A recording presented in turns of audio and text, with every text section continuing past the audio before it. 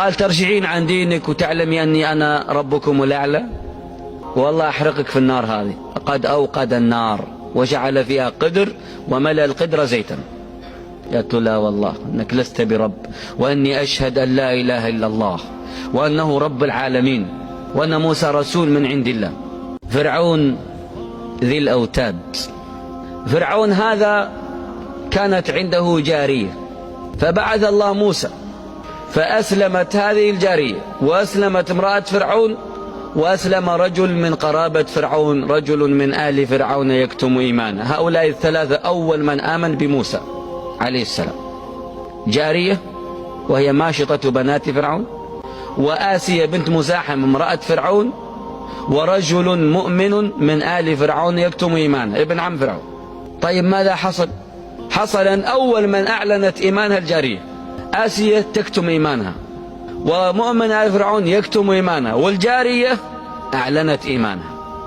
فماذا فعل بها الطاغية فرعون؟ كانت تمشط رأس بنت فرعون وسقط المشط من يدها، قالت الله. قالت لها بنت فرعون تقصدين أبي؟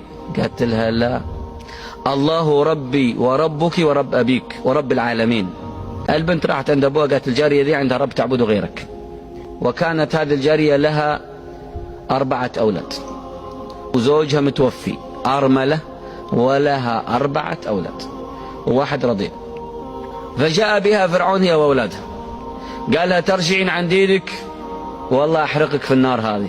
قد أوقد النار وجعل فيها قدر وملأ القدر زيتا. ترجع عن دينك والله أحرقك. قالت لا والله ما أرجع عن ديني، أنا أقول لا إله إلا الله. قال خلاص خذوا ولدها الكبير أحرقوه قدامها، ممكن إنها تخاف على الثانيين. أخذوا الولد الكبير شاب 18 سنة ورموه في القدر الزيت حتى تساقط لحمة عن عظمه وهي تنظر، وولدها يعذب قدامها وهي تقول لا إله إلا الله. ترجع عن دينك؟ لا. خذ الثاني 10 سنوات ويوضع في القدر وهي تقول لا إله إلا الله. خذ الثالث 5 سنوات ويرمى في القدر وهي تقول لا إله إلا الله. الرابع يرضع، قال خذوا الرضيع من يدها، خذوه من يدها واللبن يتساقط من فمه، فبكت شفقة عليه ثم رمي في النار وهي تنظر، لم يبقى إلا هي. فلما بكت قال ترجعين عن دينك وتعلمي أني أنا ربكم الأعلى؟ قالت له لا والله أنك لست برب، وأني أشهد أن لا إله إلا الله وأنه رب العالمين وأن موسى رسول من عند الله. قال طيب ليش تبكين؟ قالت له بكيت اللي ما عندي إلا نفس واحدة، تمنيت أن عندي 100 نفس كلها ترميها في القدر هذا في سبيل الله. حاول يمين ما رضي. قالت له عندي طلب، إذا أذنت وسمحت أني أنا وأولادي عظامي يكونوا في قبر واحد أكون شاكرا لك. قال لك ذلك.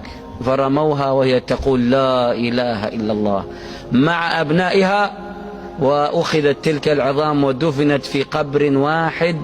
ولما كان ليلة الإسراء والمعراج مر النبي صلى الله عليه وسلم فشم رائحة الطيب تنبعث من قبرها، فقال يا جبريل ما هذا الطيب؟ قال هذا من قبر الشهيدة ماشطة بنات فرعون.